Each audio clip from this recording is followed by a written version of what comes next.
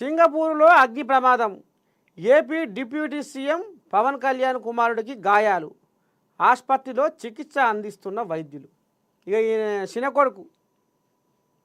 ఇక ఓ దిక్కేమో ఆఖిరది పుట్టినరోజు బర్త్డే ఎట్లా చేయాలి ఏం చేయాలి అనేది ఓ దిక్కు తారాడుతుంటే ఇంకో దిక్కు చిన్న కొడుకు ఆమె ఉండగా ఆమె రెజినోవనా ఏదో ఉండగా ఆమె పేరు ఇక ఆమె ఇప్పుడు ఈ మధ్యకాలంలో సింగపూర్లోనే ఉంటుందట.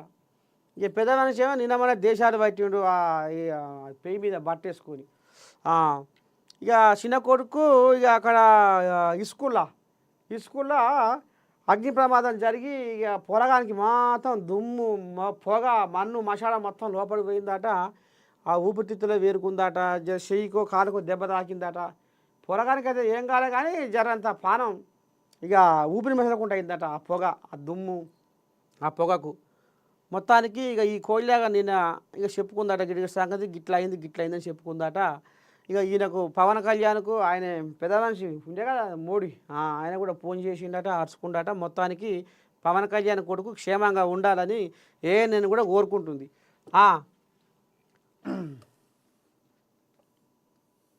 ఇదేంది సబర్మతి ఆశ్రమంలో సీఎం రేవంత్ రెడ్డి అహ్మదాబాద్లోని సబర్మతి ఆశ్రమం సందర్శించారు. జాతిపిత మహాత్మా గాంధీకి నివాళులర్పించారు. సబర్మతి ఆశ్రమంలో సాగిన మహాత్మా గాంధీ జీవన విధానం, ఆశ్రమ విశిష్టతను సీఎం అక్కడి నిర్వాహకులను అడిగి తెలుసుకున్నారు. ఆశ్రమంలో గాంధీ వాడిన చరకాను తిప్పి దాన్ని పరిశీలించారు. అనంతరం ఆశ్రమంలో నిర్వహించిన ప్రత్యేక ప్రార్థనలో పాల్గొన్నారు. కాగా గుజరాత్లోని అహ్మదాబాద్లో జరిగే 2 రోజుల ఏఐసిసి ప్రత్యేక కార్యక్రమాలు సిడబ్ల్యూసి సమావేశాల కోసం సీఎం రేవంత్ రెడ్డి గుజరాత్ వెళ్లారు. ఈ క్రమంలో మంగళవారం సాయంత్రం మహాత్మా గాంధీ స్వాతంత్ర ఉద్యమంలో భాగంగా ఏర్పాటు చేసిన సబర్మతి ఆశ్రమాన్ని విజిట్ చేశారు. ఇక ఇప్పుడు భారతదేశంలో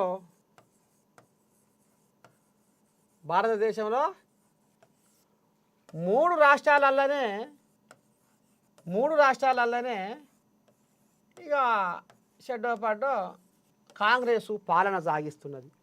మరి ఎట్లా ఏం చేయాలి? మోడీ మొత్తం పురకొనే ఏమన్నా అంటే మతాలు కులాలు వీటిని మొత్తం ఉసిగొల్పుతుండే.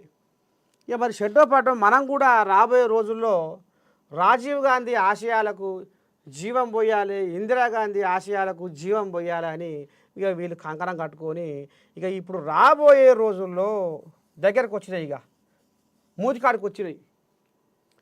ఇక బీహారు బెంగాలు మళ్ళీ పోతే తమిళనాడు, కేరళ. ఇక మరి రాబోయే రోజుల్లో ఇక మూది కాడికి వచ్చి కూర్చున్నాయి అసెంబ్లీ ఎలక్షన్లు. మరి అందుకనే మనం ఎట్లా చేయాలి ఏంది ఏం కథ అని ఇక ఈ రకంగా మరి గుజరాత్లో అహ్మదాబాద్ కాడ మరి సబర్మతి ఆశ్రమం దగ్గర ఇక అట్లనే ఇలా గాంధీ కాంగ్రెస్కు పెబ్బాయి గాంధీ 100 ఏళ్ళు అయితే ఇక ఇళ్ళనే సర్దార్ వల్లభాయ్ పటేల్ది 150వ జయంతి ఉన్నది. కాబట్టి ఇక ఈ 2 పండుగలని కలగలుపుకుంటా మనం కూడా కలుసుకుంటా రేపు బీజేపీ మీద మనం ఏ రకంగా పోరాటం చేయాలి, నిజాలను మనం ఏ రకంగా జనాలకు మరి అందజేయాలి, ఎట్లా మనం ఎత్తులేయాలి, ఎట్లా జిత్తులేయాలి, ఎట్లా పొత్తులు కూడుపుకోవాలి, ఏ రకంగా బీజేపీని ఎదుర్కోవాలి, ఏ రకంగా ఈ సామాజిక ఉద్యమాన్ని ముందుకు తీసుకుపోదాము, మతాల కథ ఏంది, కులాల కథ ఏంది, ఈ విద్వేషాల కథ ఏంది, వీటి మీద మనం ఎట్లా మనం రాజకీయంగా ఎదుర్కోవాలి అని ఇక ఈ రకంగా ఇక